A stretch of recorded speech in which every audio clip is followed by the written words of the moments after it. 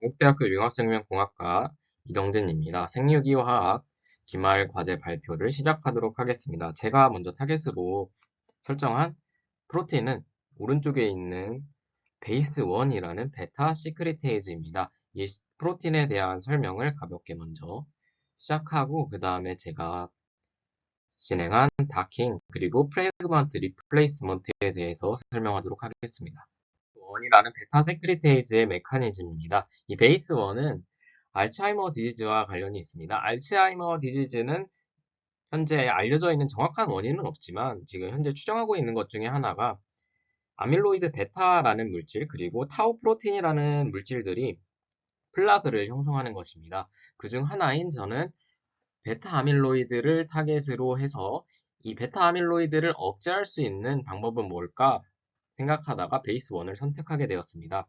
먼저 이 아밀로이드 베타라는 물질은 APP라는 아밀로이드 프리커서 프로틴의 부대로 인해서 형성됩니다. 그리고 이 형성이 되는 과정에서 관여하는 것이 알파 시크리테이즈 그리고 베타 시크리테이즈가 있습니다. 그리고 감마 시크리테이즈가 있는데 일단 알파 세크리테이즈가 APP를 분해하게 되면은 아밀로이드 베타가 형성되지 않습니다. 반면에 베타 세크리테이즈가 APP를 분해하게 된다면은 베타 아밀로이드가 형성이 됩니다. 그렇기 때문에 이 베타 시크리테이즈가 억제가 된다면은 아밀로이드 베타 형성이 억제될 것이고 반대로 알파 세크리테이즈가 활성이 되면은 베타 시크리테이즈가 베타 아밀로이드를 형성하는 것을 억제할 것입니다.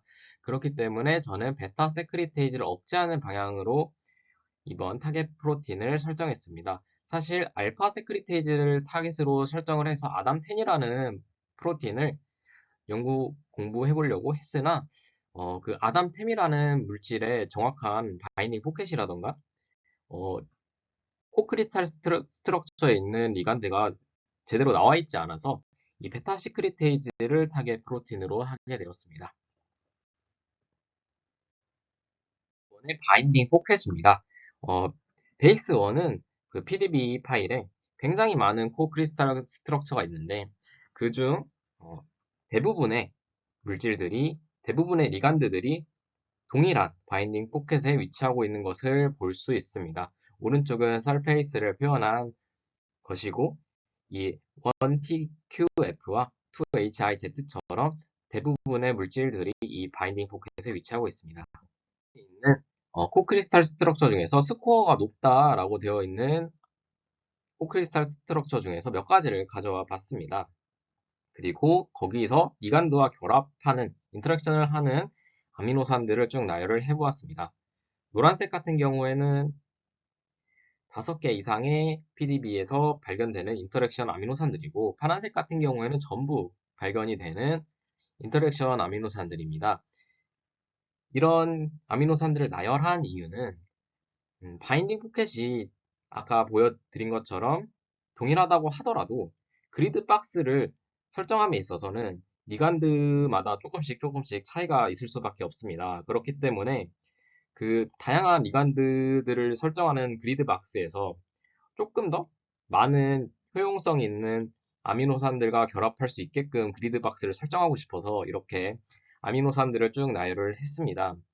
그리고 이런 아미노산들과 많이 결합을 하면 할수록 바인딩 어피니가 조금 더 높아질 수도 있고 그럴 가능성이 조금 더 높기 때문에 그리고 바인딩 포켓에서 조금 더 넓은 부분에서 리간드가 인터랙션을 할 수 있을 것이라고 생각합니다. 그래서 이렇게 아미노산들을 쭉 나열해서 이것을 그리드 박스 설정하는데 좀 더 도움이 되고자 했고 그리고 맨 밑에 보시면 결합 아미노산 수라고 적어 놓은 것이 있습니다. 이 중에서 2HIZ의 결합 아미노산 수는 9개입니다.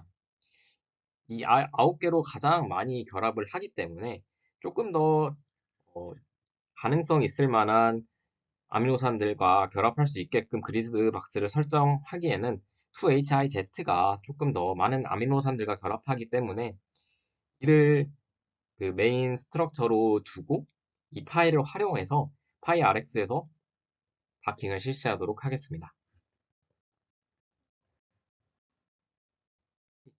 Z의 2D 인터랙션입니다. 여기서 관여하는 리간드는 LIZ라는 리간드입니다. 보시면 파이 스태킹이 일단 일어나고 있는데 페놀기와 여기 있는 벤젠링의 파이 스태킹이 일어나고 있고 그리고 수소 결합 트레오니 232, 아스파르테이트 32, 글라이신 230, 아스파르테이트 228, 글라이신 34 그리고 하이드로포빅 인터랙션 같은 경우에는 글루타마이트 73, 류신 30, 타이로신 71 이런 식으로 결합을 하고 인터랙션을 하고 있습니다.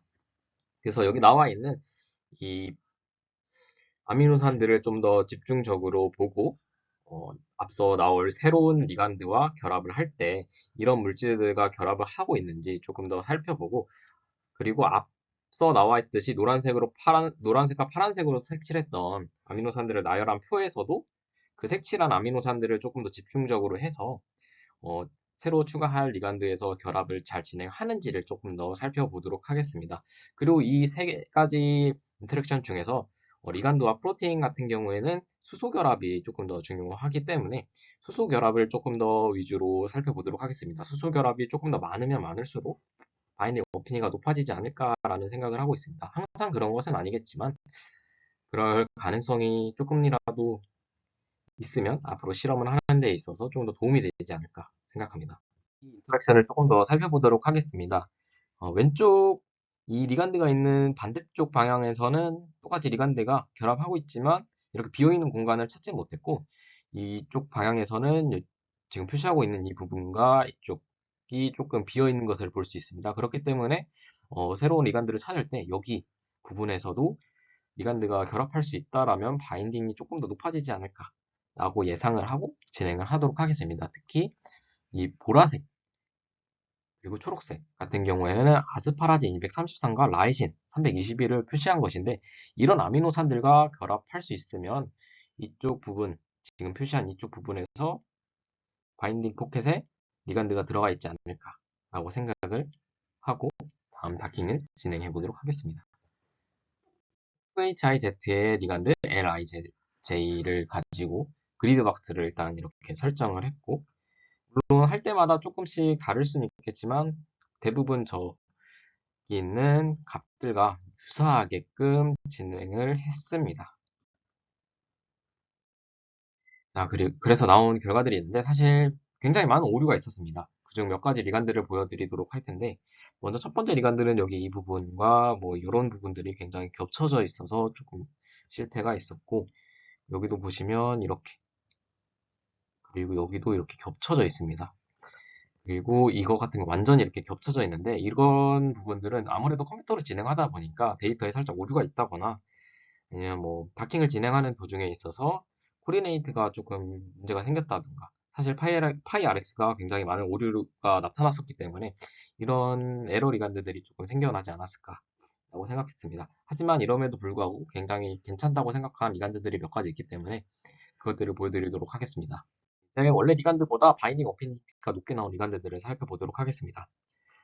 먼저 4개를 설명하고 그 다음에 2개를 설명할 텐데 앞서 나오는 4개 같은 경우에는 바인딩 어피니티가 높지만 살짝 아쉬운 감이 있는 그런 리간드들을 설명하도록 하겠습니다. 먼저 첫 번째 리간드 같은 경우에는 노란색은 원래 리간드와 똑같이 하이드로포빅 인터랙션을 보이고 있는 아미노산, 파란색은 수소 결합을 이루고 있는 아미노산입니다. 그리고 이 외에도 파이 스태킹을 원래 이루고 있었던 페닐 108, 그리고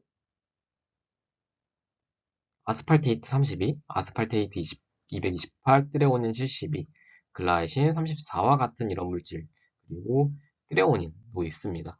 사실 바인딩 포켓에 잘 결합하고 있다라고 볼 수는 있겠지만 수소 결합이 2개밖에 없어서 사실 아쉬운 감이 좀 있습니다. 다음도 마찬가지로 보시면 겹치는 인터랙션은 이 하이드로포빅 인터랙션 하나, 그리고 이 외에도 똑같이 뭐 아스팔테이트 32, 그리고 페닐 108 이런 물질들이 있는데 여기도 마찬가지로 수소결합이 2개밖에 없어서 살짝 아쉬운 감이 있습니다. 다음도 마찬가지인데 여기서도 보시면 노란색 그리고 파란색 이렇게 표시를 했는데 사실 수소결합이 하나밖에 없었고 다음 리간드도 똑같이 수소결합이 하나밖에 없었습니다. 그래서 이런 리간드들보다 조금 더 좋은 리간드가 있지 않을까 하고 조금 더 찾아본 결과 리간드를 얻을 수 있었습니다. 보시면 겹치는 수결합 2개, 그리고 추가로 3개가 더 추가로 있었고, 하이드로포빅 인터랙션도 겹치는 게 2개 있으면서 다른 아스팔테이트 228, 그리고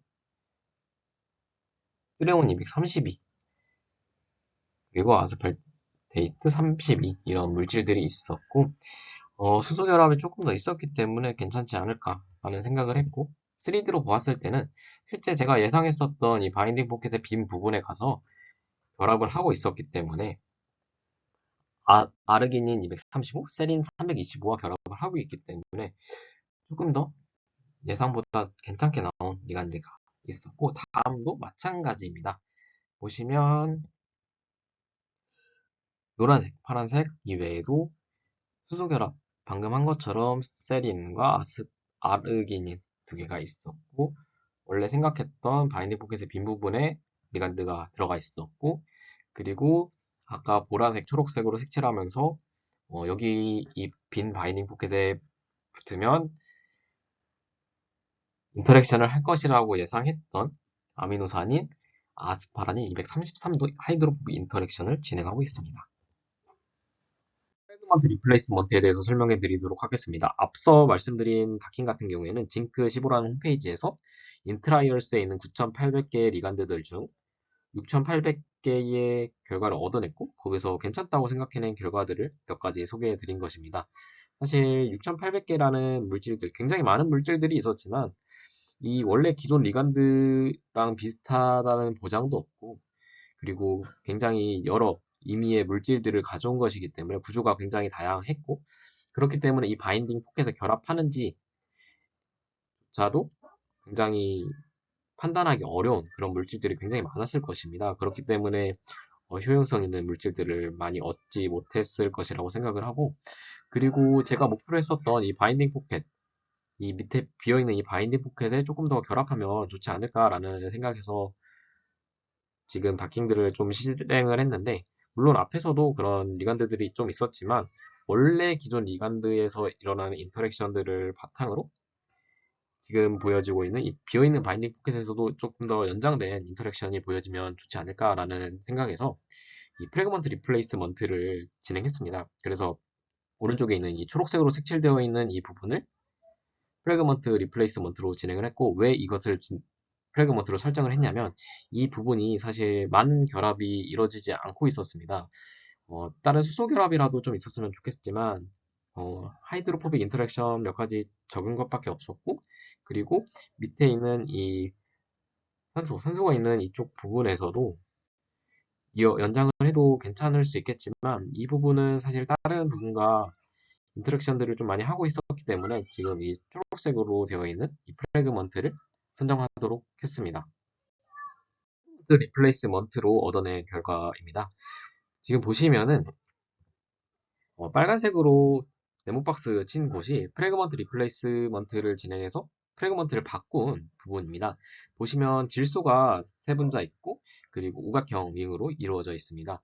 보시면 제가 생각했던 그 바인딩 포켓 위치에 비어있는 공간을 차지해서 여러 하이드로포브 인터랙션을 진행하고 있습니다. 보시면 이 부분에 있었던 앞서 진행했던 다킹에서도 마찬가지로 아르지닌 235, 세린 325, 아스파라진 233이 있습니다. 하지만 여기서도 수소 결합을 찾을 수는 없었고 다음으로 넘어가서 다음 결과 리간드를 보도록 하겠습니다. 지금 보시는 빨간색 네모 박스가 바꾼 프래그먼트이고 보시면 이번에는 질소가 아니라 플루오린이 결합되어 있습니다. 이 핑크색 물질이 플루오린인데 사각형 링으로 구성되어 있고 보시면 하이드로포빅 인터랙션 아스파라진 233밖에 없는 것으로 나타나 있습니다. 앞에 것보다 이 비어있는 바인딩 포켓에서 인터랙션이 조금 더 적게 나타나고 그리고 오른쪽에 보시면은 원래 기존의 리간드와는 다르게 굉장히 많이 뒤틀려 있는 모습을 볼 수 있습니다. 이것은 앞에서 설명한 리간드와도 비슷하겠지만 이 프래그먼트가 새로 생성되면서 이 프래그먼트로 인한 다른 인터랙션들 이 리간드 안에서 일어나는 인터랙션 구조들이 조금씩 바뀌지 않았을까라고 생각을 합니다.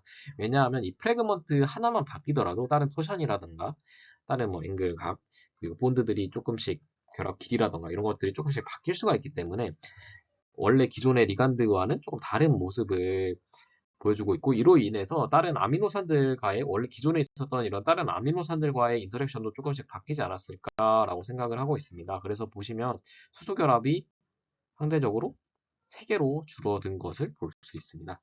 그리고 다음 리간드 보도록 하겠습니다. 마지막 리간드 한번 살펴보도록 하겠습니다. 보시면은 오각형 링으로 구성되어 있고, 그리고 다른 원자들이 있지 않습니다. 다 탄소로만 이루어져 있고, 어, 수소 결합은 없지만 몇 가지 하이드로포빅 인터랙션이 있습니다. 이번에도 수소 결합이 없어서 살짝 아쉬운 감이 있지만, 이거를 가져온 이유는 조금 특이한 상태가 나타났기 때문입니다. 프래그먼트를 새로 바꾸게 되면서, 제가 생각했던 이 바인딩 포켓 밑에 있는 이 부분에 추가적으로 결합을 하지 않을까라고 생각을 했는데, 프래그먼트를 바꾼 부분이 들어간 게 아니라 원래 있었던 리간드의 부분이 구조가 바뀌면서 들어가게 되었습니다. 그러면서 다른 아미노산들과 인터랙션을 하고 있는데, 보시면은 지금 이 동그라미를 친 이 부분이고, 아르진이 235, 아스파라진 233, 트레온 232와 하이드로포빅 인터랙션을 하고 있습니다. 그리고 이 부분에서도 마찬가지로 수소 결합이 진행되진 않아서 아쉽게 된 것 같고, 이렇게 원래 있었던 리간드 부분이 결합하게 된 이유는 이 프래그먼트가 새로 생기면서 이 앞서 말씀드린 것들처럼 리간드의 구조가 바뀌게 되었고, 이 프래그먼트가 다른 아미노산들과 인터랙션을 하면서 이 아미노산과 인터랙션도 어느 정도 영향을 끼치면서 이 원래 있었던 프래그먼트가 비어 있었던 이 바인딩 포켓에 들어가 결합을 하지 않았을까라고 생각을 하고 있습니다.